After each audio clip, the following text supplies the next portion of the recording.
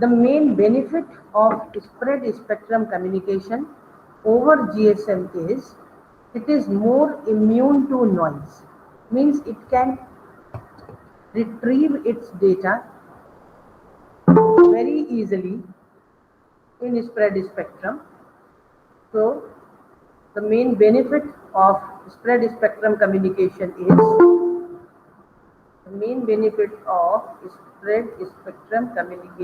is it is most effective against interference, right? So in any type of communication, when we received a signal, basically it comprises of three type of signals, right? It is a combination of three signals. One is the signal which is transmitted plus the signal which is transmitted by the other users, which is called as interference, as well as the noise generated at the front end of receiver. So in general, whatever we received at receiver, it consists of, that particular signal consists of the signal which is transmitted plus the signal which is transmitted by other users plus the noise which is generated at the front end receiver, right? So we have to extract our signal from noise and interference. Means we have to remove the effect of interference and noise from our received signal. How it is done in spread spectrum? Generally, spread spectrum means that we will transmit a data which will occupy a bandwidth which is much more than the minimum bandwidth which is necessary to send it, right? So in general, for example, if B bandwidth is required to send a baseband signal, then we will provide the bandwidth of n times B, means it is much more than the bandwidth necessary to send it. So basically, suppose just a minute, I will start. Let it be, this is the bandwidth required. This is the bandwidth required, right, from F1 to F2. This is the bandwidth required for transmission of our signal, right? Now, if we transmit our signal in this bandwidth, and there is an effect of noise and interference, then it will affect this much of signal, right? मान लीजिए इतना हमारा bandwidth है signal का जिसको हम transfer कर रहे हैं, और इन बिटवीन कहीं भी नॉइज और इंटरफियरेंस ऐड हो जाता है, तो अगर इतने पोर्शन में नॉइज या इंटरफियरेंस हुआ तो इतना पोर्शन कंप्लीटली मेरा affected by noise and interference होगा, ठीक है? Now we will transfer our data in this much bandwidth. Means we transmit our data n times the bandwidth required to transmit it, right? But the noise and interference will add only in this frequency spectrum at that time. So the most of the signal which we have transmitted is unaffected by noise and interference. Clear? So this is the benefit of spread spectrum. Let it be, we are sending our baseband signal, right, which is band limited to bandwidth B. If noise and interference is there in some part of our bandwidth, then approximately 1/3 or 1/2 of the signal is affected by the noise and interference. But if we send our signal in this much bandwidth, 10 times, 100 times more bandwidth, it means now when the noise and interference will affect the signal, it is just the 1/10th part of complete signal. So that means that by increasing the bandwidth, by increasing the transmitted bandwidth, we are going to depress the effect of noise and interference, right? So this technique is used in spread spectrum communication. This technique is used in spread spectrum communication. We will always transmit our signal.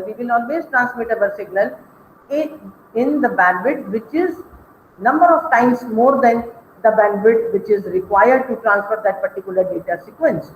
Means we have to map our signal into a higher dimension signal space, and the signal space is basically the frequency spectrum which is occupied by the signal.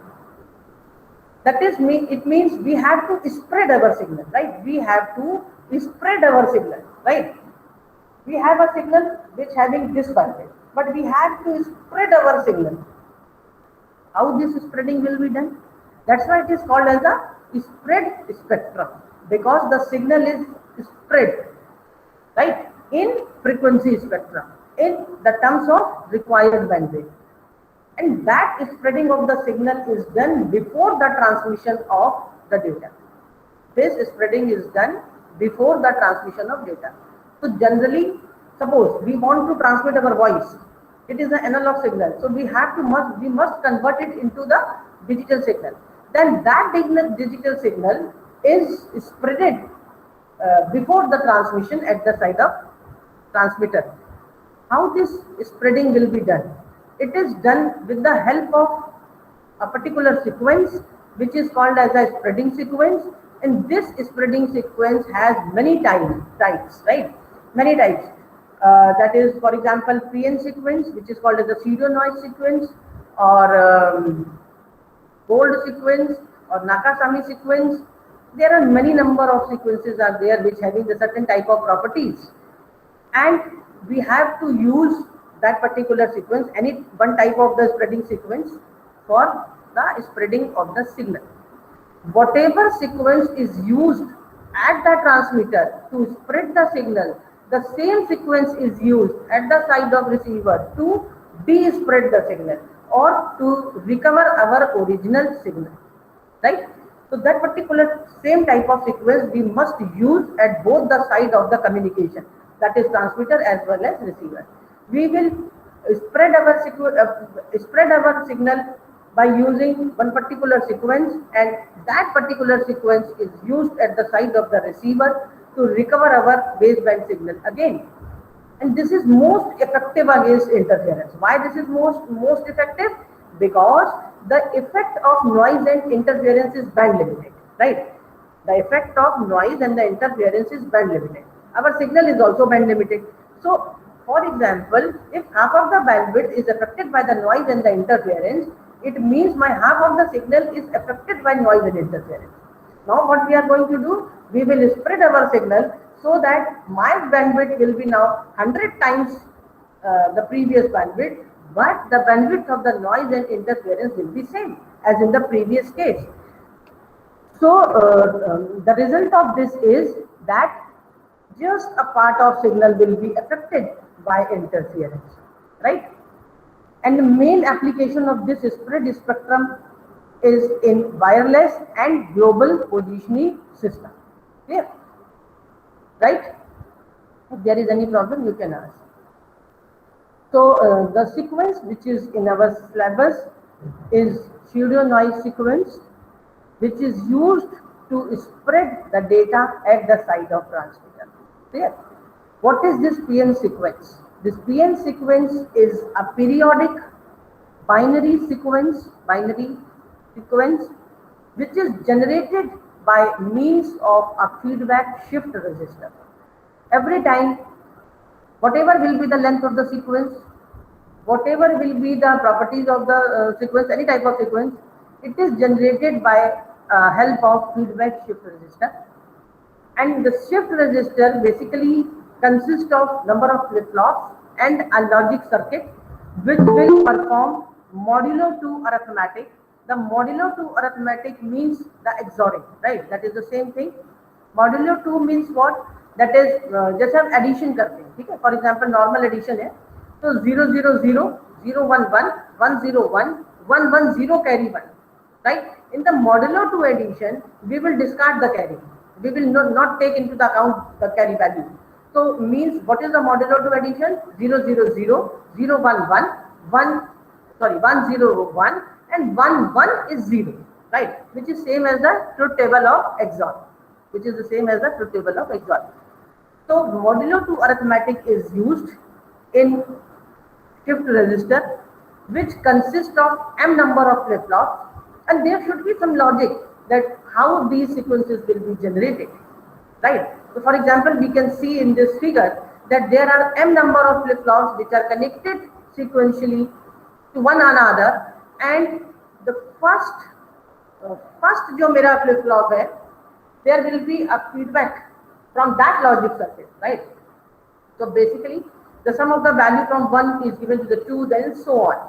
And at the last, there will be an output sequence, and that output sequence is also feedback, also given to some logic circuit, and the output of that logic circuit will be given again to the number 1 flip-flop. And because it is a sequential circuit, so there is a need of a clock, and it should be given the same clock to all the flip-flops, right? For making the synchronization, to make synchronization. And so let it be, we are using m number of flip-flops. If we are using m number of flip-flops, it means that there will be a sequence with period n equal to 2 raised to m minus 1, and it is called as maximal length sequence, and it is called as maximal length sequence, right? A sequence with period n is equal to, what is the period of the PN sequence? That is equal to n, right? That how many number of bits are there, and it will depend upon that how many number of flip-flops are used in shift register. For example, let it be there are only 3 shift registers, right? 3 shift registers means small m is equal to 3, which is 2 raised to 3 minus 1, which is 8 minus 1. It means the period of PN sequence is 7. The period of PN sequence is 7, right? Clear? Suppose m is equal to 4, means 4 number of shift registers are there to generate maximal length sequence. Then there will be 2 raised to 2 की power 4 minus 1, which is 16 minus 1 is equal to 15. So the period of that PN sequence will be is equal to 15. Clear? Let us take an example in which there are 3 flip-flops, right? Clock is given to all the 3 flip-flops, then the output of the first is given to second, and the output of the second is given to third sequentially, and output of the third is our output sequence. Output sequence, as well as that output sequence is feeded modulo 2 added. That output sequence is given to modulo 2 adder as one of the input, right? And the output of the first shift register is also given to the modulo 2 adder. So basically the output of the modulo 2 adder is modulo 2 addition of output of flip-flop 1 and the output of flip-flop 3. And that value is feedback to the, our first shift register. Right? So in general, in this type of problem, when it is given to you, what is the value of small m and how they are going to form a logic circuit. जैसे कि आपको यहाँ पे होगा कि S1 XOR with S3, right?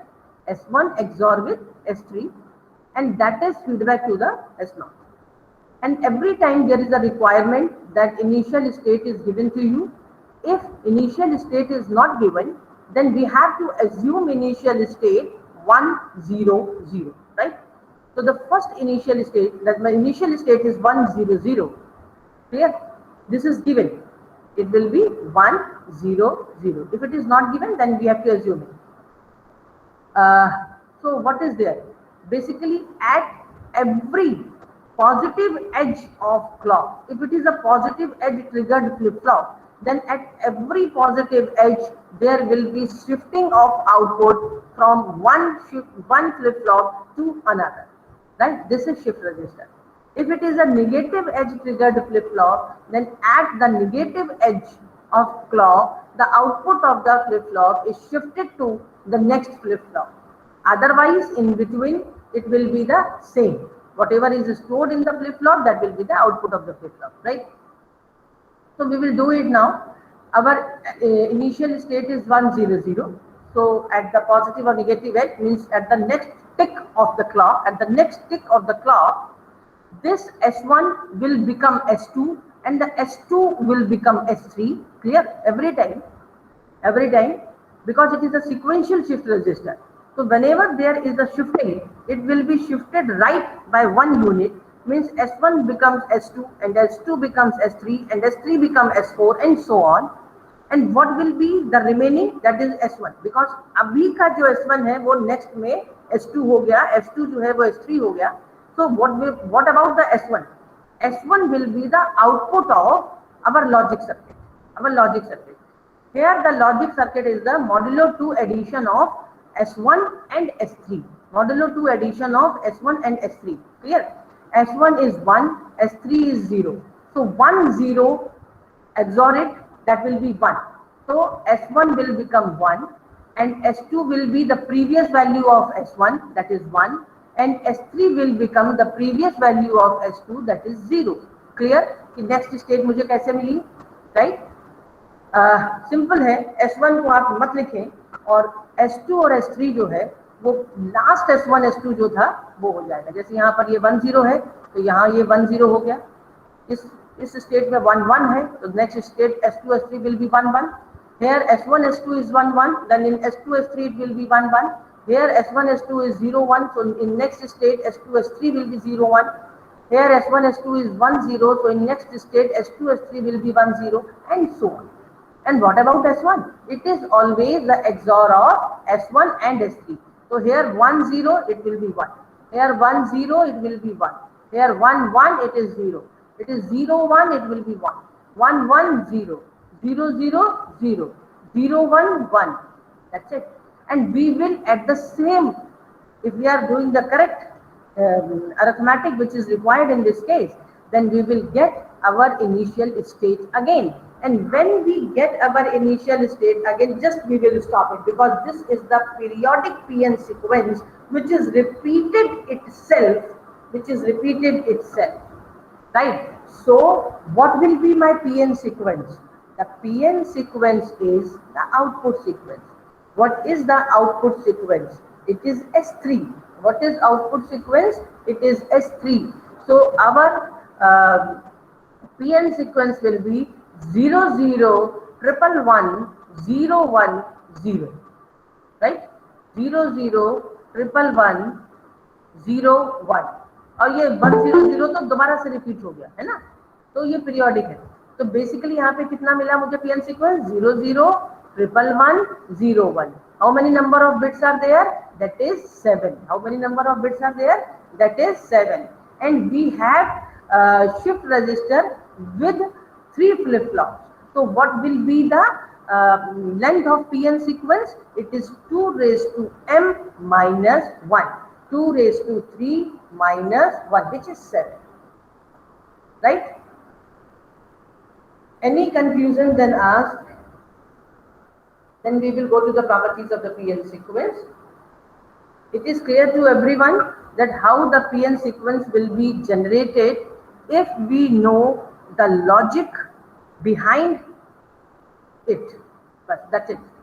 Means अगर आपसे ये कहा जाए कि you have to draw a PN sequence generator with m equal to 5. Clear? M equal to 5. Then what to do? There should be 5 squares, right? 5 number of flip-flops will be there. 1 2 3 4 5. It will be sequentially connected. Output of 1 is the input of next one, and the clock is given to, same clock is given to all the flip-flops, right? Now दो चीजें बाकी हैं. One is output sequence and next is कि हम input में वापस से feedback में क्या देंगे. तो उसके लिए वी शुड नो कि व्हाट इज अवर लॉजिक. तो in this case suppose the logic is 542. Suppose 542, it means what कि you have to XOR S5, S4 and S2, right? So we will use a modulo 2 adder of 3 bit, and the 3 input will be there, and that will be 5, number 5, S5, number S4, S2, and they all will be given to the modulo 2 adder, and the answer of this, whatever will be the result of modulo 2 adder, it will be given to the again to the number 1 flip flop, which is the feedback logic. Is it clear? Ankit? S2 पल्ले नहीं पड़ा। क्या चीज नहीं समझ में आई बताइए। जो S2 आ रहा है वो S1 और S3 के एक्सॉर से आ रहा है ना ना, S2 देखो सिंपल सी लॉजिक है कि फीडबैक में सॉरी क्या है मीन्स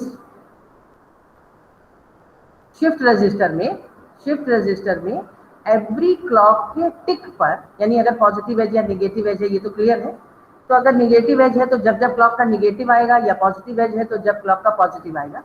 तो सिंपल चीज ये है कि जो भी मेरा प्रीवियस स्टेटस होता है वो मेरा नेक्स्ट स्टेटस बन जाता है। ठीक है, मतलब अगर S1 1 था तो अब जब नेक्स्ट हम रो लिखेंगे, नेक्स्ट रो फिल करेंगे, तो S1 S2 बन जाएगा।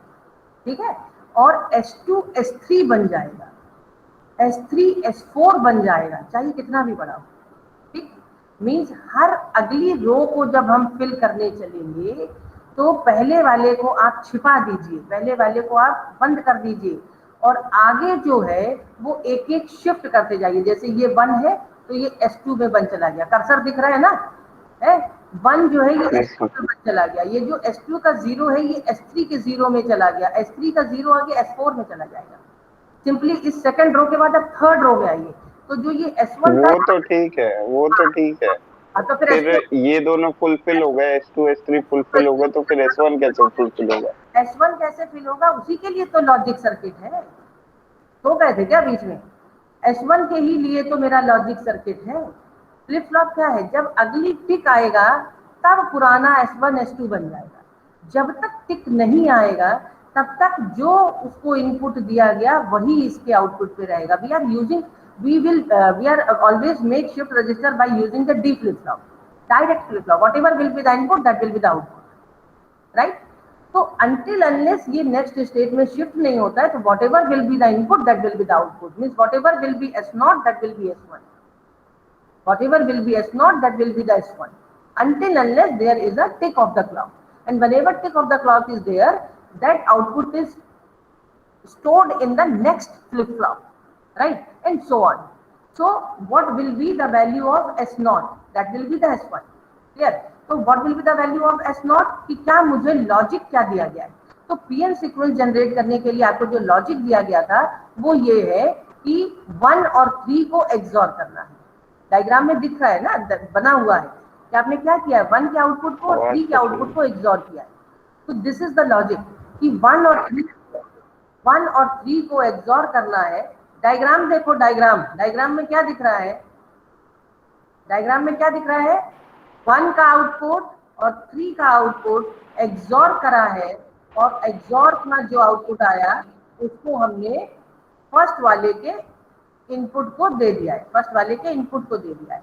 और ये फ्लिप फ्लॉप है, डायरेक्ट फ्लिप फ्लॉप है, जो इनपुट होगा वही आउटपुट होगा। क्लियर? तो S1 पे आप देख सकते हैं कि मुझे क्या मिलेगा, जो S2 और S3 का एक्सॉर होगा, जो S2 और S3 का S2 और S3 का एक्सॉर होगा। ठीक है, डायग्राम देखिए, अभी आ रही ठीक है, अभी ठीक है ना। डायग्राम को देखिए कि 1 को क्या मिल रहा है, S1 और S3 का एक्सॉर। ठीक, तो S1 1 है, S3 0 है, इस 1 0 को एक्सॉर करेंगे, क्या मिला 1, वो नेक्स्ट S1 हो जाएगा। फिर अब इस रो में S1 और S3 को एक्सॉर करेंगे, जो नेक्स्ट मिलेगा, जो एक्सॉर मिलेगा वो नेक्स्ट S1 बन जाएगा। क्लियर? तो जो S1 बचा है वो लॉजिक का आउटपुट जो भी मिलता है, मॉडुलो टू एडर का आउटपुट जो भी मिलता है वही मेरा S1 होगा, वही मेरा S1 होगा। It must be clear, because इसके बाद ही आगे बातें हो सकती हैं। Right? Abhay Singh,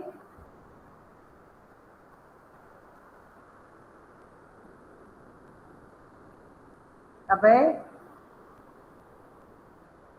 yes ma'am. Clear है बेटा? Yes ma'am. मैम वो इनिशियल वाला आप देंगी ना, क्या हाँ, सीक्वेंस चालू होगा? either it will be given in the problem or you have to assume it always 1 0 0 0 0, right? कितना भी बड़ा हो, always it is assumed as first will be 1 and बाकी सब 0, और मे बी प्रॉब्लम में दिया हो कि फर्स्ट स्टेज इज 1 1 1, हम बीच से भी आप इसको दे सकते हो, तो इनिशियल स्टेट दी होगी, और अगर प्रॉब्लम में दी हुई नहीं है तो हम उसको हमेशा 1 0 0 0 0 0 0 जितने भी बड़ी पीएन सीक्वेंस हो, जैसे यहाँ पर पीएन सीक्वेंस 7 बिट्स की है, यहाँ पीएन सीक्वेंस 7 बिट्स की है, इसका मतलब है कि हम 7 टाइम्स अपनी बैंडविड्थ को इंक्रीज करने वाले हैं इस पीएन सीक्वेंस को यूज करके, राइट? जितनी मेरी पीएन सीक्वेंस की लेंथ होती है उतने टाइम्स मेरी बैंडविड्थ मल्टीप्लाई होती है। तो इफ जैसे अगर हम लेबोरेटरी में बनाएं और यही फीडबैक, यही शिफ्ट रजिस्टर बनाते हैं, इसी को यूज करते हैं as a PN sequence for spread spectrum, then it means we are going to expand the bandwidth of baseband signal by 7. Why? Because the length of PN sequence is 7. Clear? So this is a maximal length sequence generator for m equal to 3. मतलब एक तरफ आपके user का data है, digital data, second side आपका ये PN sequence है जो आपने जनरेट किया है, आपके ऊपर डिपेंड करता है कि आपने क्या लॉजिक सर्किटरी उसमें लगाई थी, and then that PN sequence is used to spreading of my baseband signal. The next one is, क्या कोई भी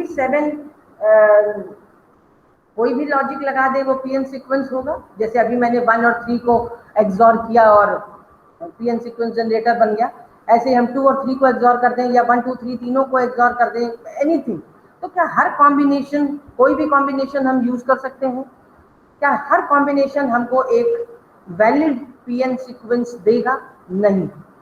there is some properties which should be followed, they should be maintained by maximal length sequence, right? तो वही sequence 7 bit की 1010 की वही bit sequence हम use कर सकते हैं जो इन 3 प्रॉपर्टीज को फुलफिल करता हो। तो this is a properties which must be followed by any sequence to become maximal length sequence. What is that? Number 1, balanced property. What is this balanced property? In each period of maximal length sequence, the number of 1 is always 1 more than number of 0, right? Means अगर हम देखें कि मेरी PN sequence में कितने once हैं और कितने जीरोज हैं, तो always number of 1 is 1 more than number of 0. So let us go back to see मेरी पीएन सीक्वेंस ये रूल फॉलो करती है या नहीं करती है ना? इसको एक बार हम लोग फॉलो करते हैं तो हमें दिखाई देगा। देखिए इसमें 00 111 010। Hello sir. हाँ सर, मेरी? हाँ सर। हाँ सर, क्लास चल रही है सर अभी।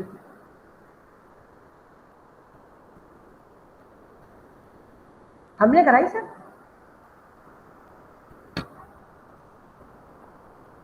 बोला नीचे नहीं हुई थी सर, नीचे नहीं हुई थी। हाँ, हमारे केबिन में ही हुई थी सर, क्योंकि वो गीता वो आई नहीं थी, क्या नाम है उसका, नीतू। हमने पूछा था गीता से, नीतू से, तो बताया कि वो सीएल पे थी। हाँ जी, रिकॉर्डिंग चल रही है, रिकॉर्ड हो जाएगा।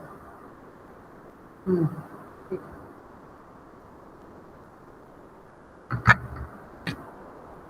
कहाँ थे हम लोग? हाँ, सो आवाज आ रही है बेटा? Yes, ma'am. So we will go back to our PN sequence and see that there are 00 111 01, ठीक है? 100 तो दोबारा आ गया, so we will not count it. 00 111 0 1. How many number of ones are there? 4. How many number of ones are there? 4. And how many number of zeros are there? 3. Right? इस PN sequence को अगर हम लोग देखें तो इसके एक period में व्हाट इज द लेंथ? 00 111 01. ठीक है, तो 4 number of ones are there, 3 zeros are there. It means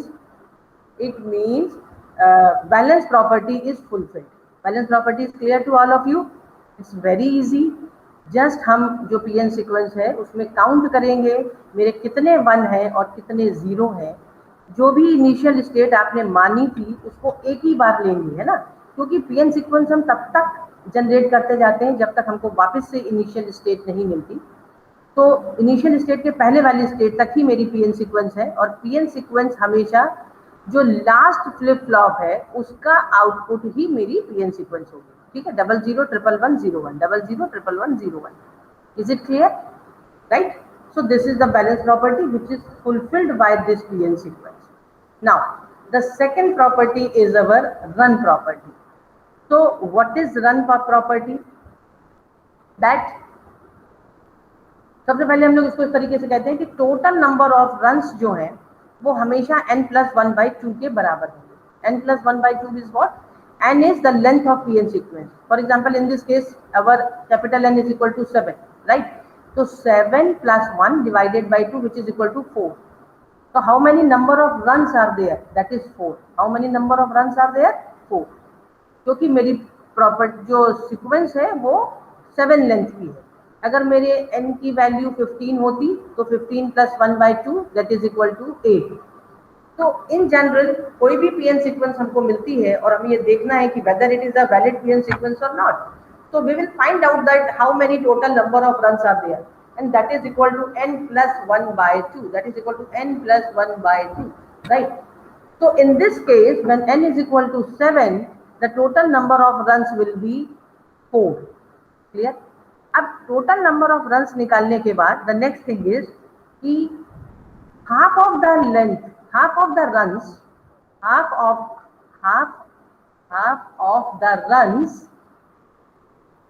of length 1, 1/4 are of length 2, 1/8 of length 3 and so on. Means आधे जो रन्स होंगे, half of the runs जो होंगे वो लेंथ 1 के होंगे टोटल रन्स में से, 1/4 जो होंगे वो लेंथ 2 के होंगे, 1/8 जो होंगे वो लेंथ 3 के होंगे एंड सो ऑन. जैसे in this problem n is equal to 7, capital N is equal to 7, तो हमारा टोटल नंबर ऑफ रन्स निकले 4. तो 4 का हाफ कितना हो गया? 2. तो 2 रन्स होंगे जो लेंथ 1 के होंगे. ठीक है, फिर 1/4 ऑफ लेंथ 2. तो अब वैल्यू मेरी आई थी टोटल नंबर ऑफ रन्स की 4, तो 1/4 मेरा कितना हो जाएगा उसका? 1. यानी 1 रन होगा लेंथ 2 का. ठीक, फिर 1/8 of 2, that will 1/8 of 4. 1/8 of 4 कितना हो गया? 0.5, and 0.5 is also treated as 1. तो क्या निकल करके आया कि जो 4 रन्स हैं, जो टोटल 4 रन्स हैं, उसमें से 2 रन्स लेंथ 1 के होंगे, 1 रन 2 लेंथ का होगा और 1 रन 3 लेंथ का होगा. ये चीज क्लियर हुई? मतलब कैसे निकालते हैं? सबसे पहले हमें ये निकालना है. मैम प्लीज एक बार फिर से बता दीजिए रन प्रॉपर्टी. या श्योर. मीन्स सबसे पहले आपको ये निकालना है कि अभी रन्स क्या है, ये प्रॉपर्टी ऊपर सीक्वेंस में जाके क्लियर करते हैं.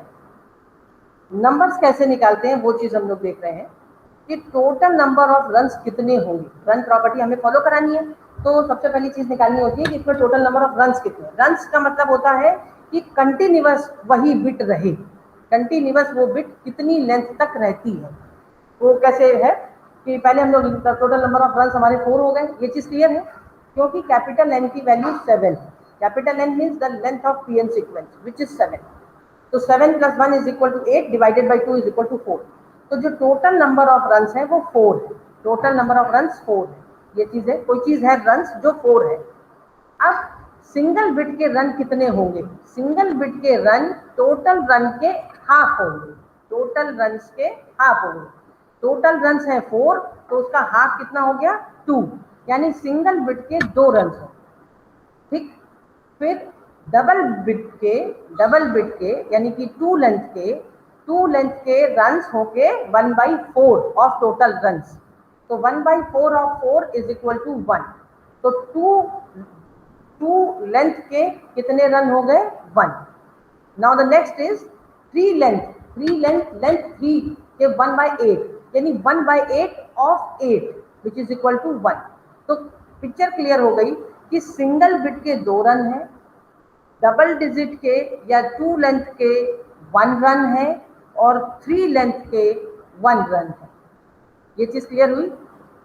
अब इसको वापस देखते हैं, जो मेरी प्रॉपर्टी थी, प्रॉपर्टी में चलते हैं। अब इसको इस तरीके से देखते हैं, कहाँ गई मेरी लेंथ सीक्वेंस। हाँ, तो our sequence is what, our sequence is 0 0 1 1 0 1। Clear, ये 0 नहीं आएगा। ये 0 क्यों नहीं आ रहा, क्योंकि ये तो दोबारा से इनिशियल स्टेट आ गई है ना। 0 0 1 1 0 1, ये मेरी सीक्वेंस है। अब रन क्या चीज है, देखिए यहाँ पर डिजिट मेरी चेंज नहीं हुई, बिट मेरी चेंज नहीं हुई। 0 इज 0, ये बिट भी 0 है, नेक्स्ट बिट भी 0 है। तो ये कहलाएगा मेरा run of length 2, run of length 2, यानी ये एक रन है लेंथ 2 का, यानी 2 बिट ड्यूरेशन तक वही बिट रहती है। ऐसा एक रन था। फिर अगला देखिएगा 1 1 1, कितनी डिजिट, कितने बिट तक, कितने बिट्स में 1 ही रहा, दैट इज 3। तो इस रन की लेंथ कितनी हो गई 3, राइट। ये है रन कि कितने बिट तक, कितनी नंबर ऑफ बिट्स तक मेरी वही बिट रहती है, वो रन कहलाता है। ठीक है, तो अगर अपनी पीएन सीक्वेंस को आप देखें तो पहला जो है वो 2 बिट का रन है 0 0, दूसरा जो है वो 3 बिट का रन है 1 1 1, राइट। तो एक रन 2 बिट का हुआ और एक रन मेरा 3 बिट का हुआ। क्लियर, एक रन 2 बिट का हो गया। देन व्हाट, इसके बाद आया 0 और फिर आया 1, मीन्स सिंगल बिट के कितने रन्स हैं 2, सिंगल बिट के कितने रन्स हैं 2। तो इस तरीके से ये मेरे 4 रन्स हो गए। एक रन है लेंथ 2 का, एक रन है लेंथ 3 का, एक रन है लेंथ 1 का, और फिर एक रन है लेंथ 1 का। नाउ इट इज क्लियर, और एनी कंफ्यूज कुछ बात, मतलब कुछ पूछना है तो पूछ सकते हैं। इज इट क्लियर और वांट टू आस्क समथिंग? आकृति मैम हम लोग सारे रन काउंट करके लाइक इट वाज 1 बिट और 2 बिट और 3 बिट और क्या कह रहे हो बेटा, फिर से कह बोलिए। रहे हैं रन सारे 1 बिट का भी होगा, 2 बिट का भी होगा, 3 बिट का भी होगा, हमें सारे काउंट करने पड़ेंगे। यस, सारे काउंट क्या मतलब, हम लोग सबसे पहले ये निकाल लेंगे कि मेरे टोटल नंबर ऑफ रन्स कितने हैं, which is very easy, length of PN sequence plus 1 divided by 2, right. Total number of runs मुझे पता है, और उसके बाद सिंगल बिट के रन्स हाफ होते, मतलब जितने भी टोटल नंबर ऑफ रन्स निकला उसके आधा नंबर तो सिंगल बिट का होगा। अगर 4 निकला तो 2 सिंगल बिट के होंगे। अगर टोटल नंबर ऑफ रन्स 8 है तो 4 सिंगल बिट के होंगे। टोटल नंबर ऑफ रन्स अगर 16 है तो 8 number of run single bit के होंगे। ठीक है, मतलब हाफ ऑफ द रन्स तो सिंगल बिट का होगा। देन 1/4 2 बिट का होगा। ठीक है, देन 1/8 3 बिट का होगा। देन 1/16 4 बिट का होगा। देन 1/32 5 बिट के रन होंगे।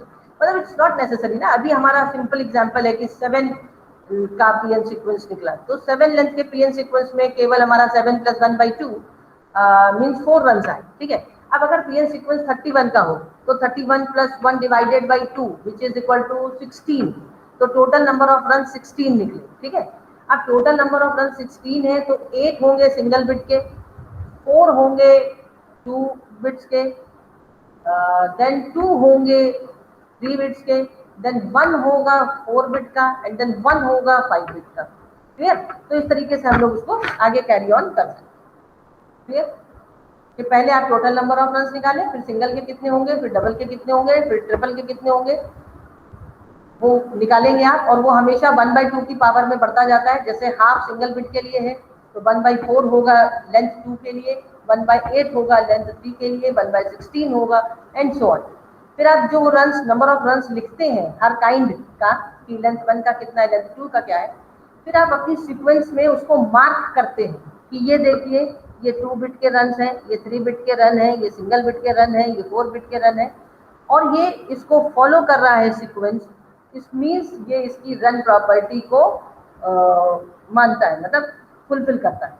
तो जो क्वेश्चन हमारे पास आता है वो इस तरीके से रहता है कि पहले आपको शिफ्ट रजिस्टर बनाने को कहा जाएगा, ठीक है। शिफ्ट रजिस्टर ये बनाने के लिए कहा जाएगा जिसमें बताया जाएगा कि कितने फ्लिप फ्लॉप है और क्या उसका लॉजिक है।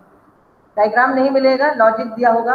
जैसे यहाँ पे अगर इसका लॉजिक दिया होता तो कहा जाता S1 S3 एक्सॉर 1 3, ठीक है, 1 3 को एक्सॉर करना है। ऐसे आपको 5 4 2 का एक्सॉर करना है कि 2 4 7 का एक्सॉर करना है, व्हाटएवर विल बी।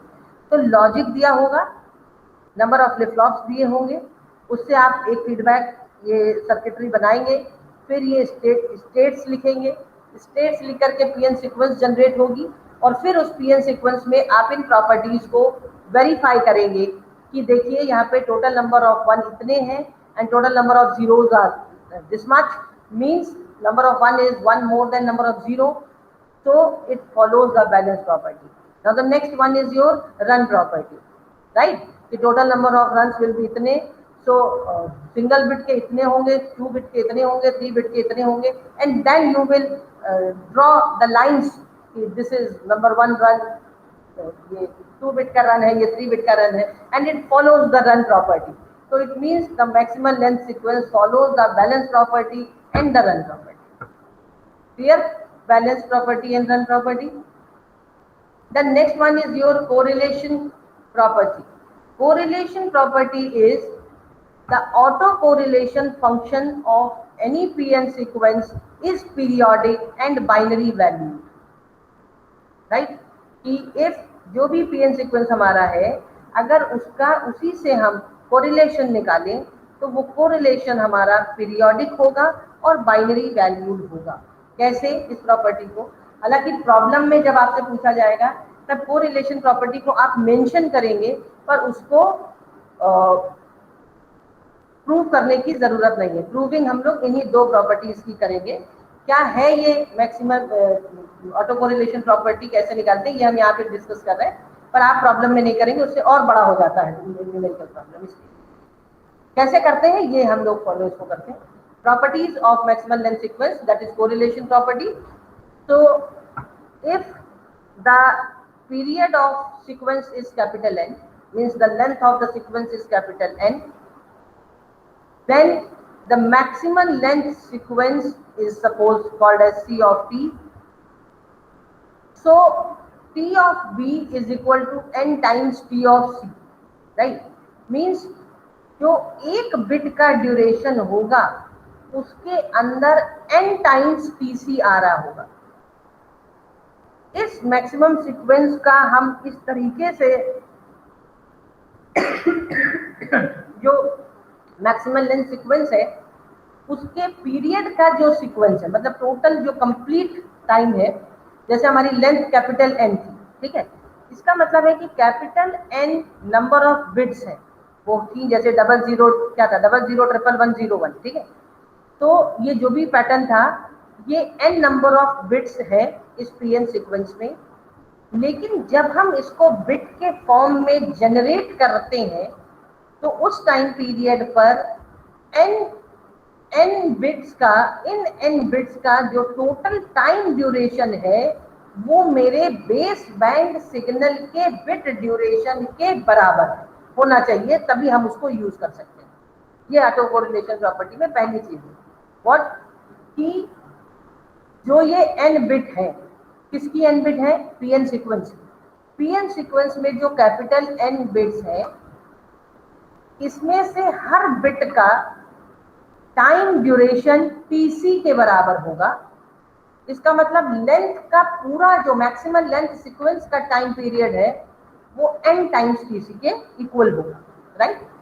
जैसे ये हमारा जो था 000110, तो इसमें जो एक एक बिट है, इस एक एक बिट को अगर हम बाइनरी में इस तरीके से ड्रॉ करें 0101 जैसे करते हैं, suppose logic 0 volt and logic 1 5 volt, तो उस केस में आप क्या करोगे, 0 वोल्ट, फिर 5 volt 5 volt 5 volt, 0 volt 5 volt 0 volt, right.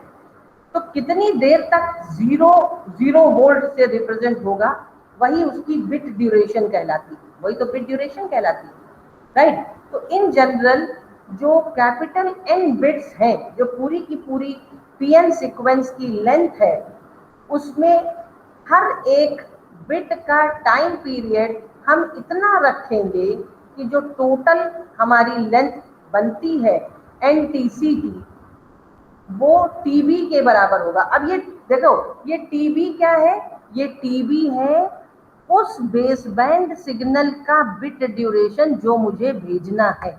ये मेरा PN सीक्वेंस का नहीं है, ठीक है, ये PN सीक्वेंस का नहीं है। PN सीक्वेंस के बिट का जो ड्यूरेशन है वो TC है, TC है, इसको चिप से रिप्रेजेंट करते हैं, CHIP, chip. So this is the chip duration. What is chip duration? It is the duration of one bit of PN sequence. Clear? TC is the time duration of one bit of PN sequence. Clear? Then TB is equal to bit duration of baseband signal. TB is equal to bit duration of baseband signal, right? TB is equal to baseband duration. तो हमें ऐसा selection करना होगा कि n times TC की value TB के बराबर हो। This is clear. Number 1, TC, what is TC? ये हमेशा, ये है चिप ड्यूरेशन। ये चिप क्या है? PN सीक्वेंस की एक बिट चिप है, और PN सीक्वेंस में टोटल चिप कितनी है? Capital N। तो PN सीक्वेंस पूरी की पूरी कितना टाइम पीरियड ले रही है? n times TC। और ये n टाइम्स TC किसके बराबर होगा? जो हमारे यूजर का भेजने वाला डेटा है, बेस बैंड सिग्नल है, उसके ड्यूरेशन के बराबर होगा। यानी TB is equal to n times TC। Now, how the autocorrelation function of a periodic signal is calculated? This is, suppose our signal is C of t, हम maximum length sequence को represent कर रहे हैं C of t से, तो C of t will be multiplied by C of t minus tau, where C of t minus tau is time delayed version of our original signal maximum length sequence C of t.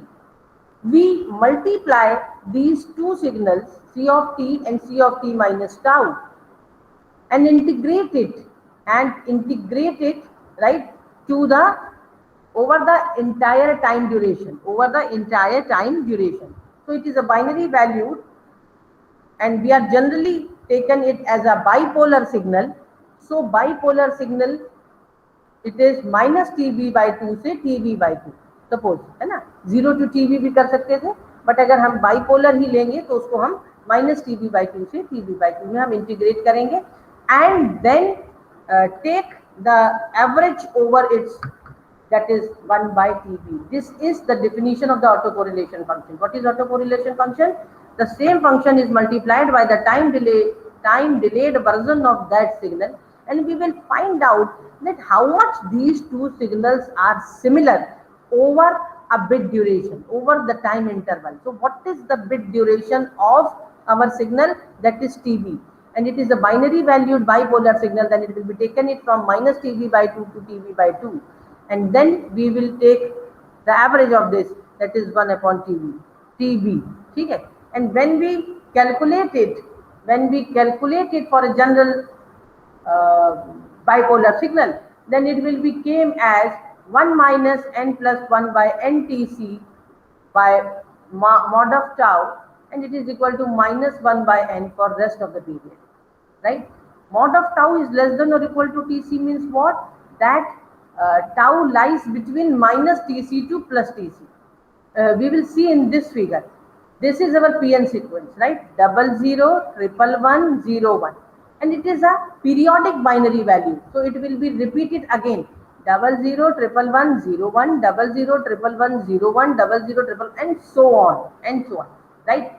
Now the duration of one bit of PN sequence, the duration of one bit of PN sequence is TC, and the duration of PN sequence will be n times TC, right? ये हमारा है. Then the autocorrelation of this sequence will be minus TC to TC, and then other than this, so other than this it is always minus 1 by n, that is minus 1 by n, and in between minus TC to TC there will be a when tau is equal to 0, suppose when tau is equal to 0, when tau is equal to 0, that is what? C square T dt, है ना? C square T dt means we are finding out the power spectral density of that signal, means we are finding the energy of that signal. The square of that signal का integration over the time period, that will be the finding the energy of the signal, right? And that will be what? That is equal to 1. ठीक है? So that is the point when tau is equal to 0, that will be the highly autocorrelated, means 100% similar, 100% similar. When they are 100% similar, when tau is equal to 0. So what is the value of autocorrelation at that time, which is equal to 1? They are 100% similar to each other. So this is the point. If tau is equal to 0, then autocorrelation is equal to 1. When tau is equal to 0, ठीक है? And in between, जब आप minus TC और TC के बीच में है, means आप टाउ की वैल्यू को अगर बढ़ाते हैं या टाउ की वैल्यू को निगेटिव साइड में कम करते हैं, तो उस केस में मेरा ऑटो कोरिलेशन कम होता जाएगा. और मिनिमम कोरिलेटेड सिग्नल कब होगा? मिनिमम कोरिलेटेड सिग्नल होगा जब हम टाउ की वैल्यू TC के बराबर करेंगे, है ना? टाउ की वैल्यू TC के बराबर करेंगे. At that time we will get that this is 1 upon, then we will get what, you know, we will get TB by TC, which is equal to, मतलब जैसे ये है ना आपका TB, so that will be TB by NTC. So TB by TC is equal to N, so it will be come as minus 1 by N. When we solve it for tau is equal to 1 by N, when we solve it for tau is equal to, right, in this point TC, when tau is equal to TC, then at that time we will get the minimum value of correlation, and that is equal to 1 by N for rest of the period, right? And when we increase the value of tau, autocorrelation will get decreased, right. जब आप इसको C square T कर देंगे और C square T करने पे आपका signal जो है वो कांस्टेंट है, तो A स्क्वायर dt हो जाएगा. A स्क्वायर dt को जब आप TB/2 से TB/2 के बीच में डेफिनेट इंटीग्रल लगाएंगे, then it will be is equal to the complete time of CT, which is equal to TC, and TC/TB is equal to 1 by N. So the output of this integration will be minus 1 by N, right, for next of the period. So this is the autocorrelation property, and there is no need to prove this for different year, because we have to find out the value of this. Means हमको इसमें कैसे इसको solve करेंगे? You can solve it by कि आप ये इसमें show कर सकते हैं कि tau is equal to 0 पे मुझे that will be 100%. This is the energy of the signal, which is equal to 1, and अगर हम उसको over the entire period देखते हैं, एवरेज करते हैं, तो वो हमारा पावर स्पेक्ट्रल डेंसिटी हम उससे कैलकुलेट कर सकते हैं. तो this will be 1, and this जब हमारा TC से ज़्यादा है तो ये माइनस 1 by N के बराबर होगा, और इन बिटवीन ये ग्रेजुअली डिक्रीज करता है, राइट. और पावर स्पेक्ट्रल डेंसिटी जब हम कैलकुलेट करते हैं इससे, then it will be is equal to maximum when the signal is highly correlated. Then at the time of 1 by TC, it is the minimum, right? And then 1 by TC से 2 by 2C के बीच में there will be a very small power, because power is the square of the amplitude of the signal, है ना? Power is the square of amplitude of the signal.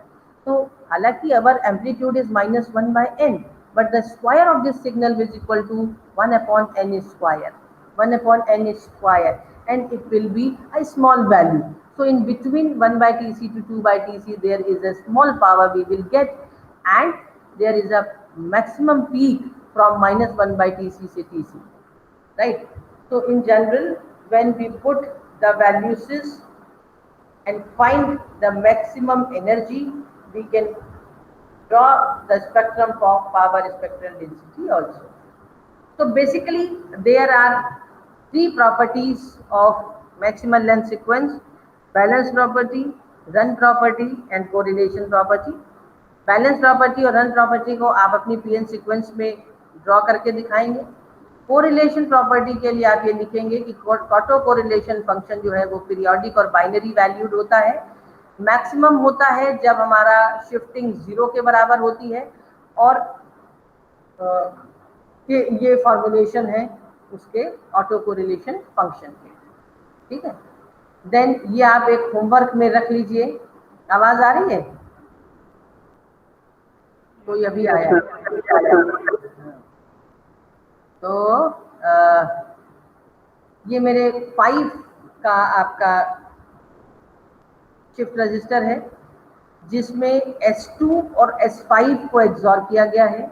Logic है कि S2 और S5 एग्जॉर होंगे, और जो आउटपुट आएगा वो आप वापस फीडबैक देंगे फर्स्ट वाले को, और यहाँ पे आप इनिशियल स्टेट 10000 को कंसीडर करेंगे, और इस न्यूमेरिकल प्रॉब्लम को आप सॉल्व करेंगे कि इसके लिए पीएन सीक्वेंस बनाएंगे, और उस पीएन सीक्वेंस में रन प्रॉपर्टी और बैलेंस प्रॉपर्टी को फुलफिल करके देखेंगे, ठीक है।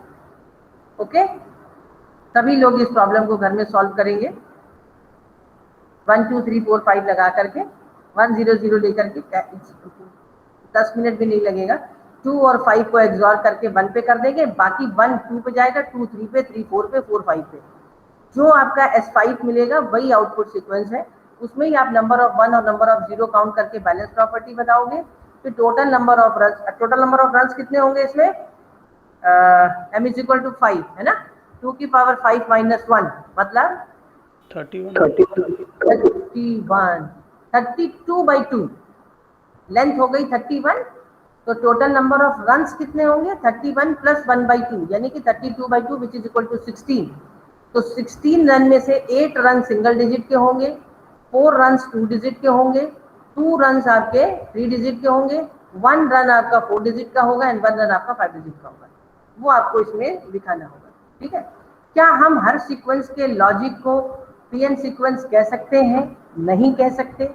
ये नंबर ऑफ लॉजिक्स हैं जिनमें पीएन सीक्वेंस बनती है, ठीक है। यही पर्टिकुलर है हमारे जिन पे बनता है। जैसे अगर शिफ्ट रजिस्टर की लेंथ 2 है तो फीडबैक टैप जो होगा वो 2 1 होगा, यानी S1 S2 को एग्जॉर करके आप फीडबैक करेंगे। अगर 3 है तो 1 और 3 करेंगे, जो अभी हम लोगों ने किया है एग्जाम्पल। 4 है तो 4 1 बनेगा उस पर केवल। 5 पे जो एग्जाम्पल आप लोगों को दिया गया है वो 5 2 है। इसके अलावा जो दो और हैं जो प्रॉपर्टीज को फुलफिल करते हैं वो 5 4 3 2 एंड 5 4 2 1, ठीक है। एंड सो ऑन फॉर 6 7 8 ये है। नेक्स्ट क्लास में हम लोग देखेंगे कि डायरेक्ट सीक्वेंस स्प्रेड स्पेक्ट्रम किस तरीके से, क्या ब्लॉक डायग्राम है, कैसे उसकी वर्किंग है, और क्या एनालिसिस है उसकी। ये हम लोग direct sequence spread spectrum in the next class. एक बार आप इसको रिवाइज करके आइएगा और इस न्यूमेरिकल प्रॉब्लम को सॉल्व करके आइएगा। कोई दिक्कत हो तो नेक्स्ट क्लास में बताएंगे, ठीक है। एंड जो बुक हम लोगों को इसके लिए रेफर करनी है वो है साइमन हाइकिन डिजिटल कम्युनिकेशन। पता है हम लोगों को, है ना। वो साइमन हाइकिन का ही वो ये पीपीटी है, साइमन हाइकिन से ही बनाई है मैंने। उसमें स्प्रेड स्पेक्ट्रम का पूरा डिस्क्रिप्शन एनालिसिस के साथ है। ओके, क्लियर बेटा?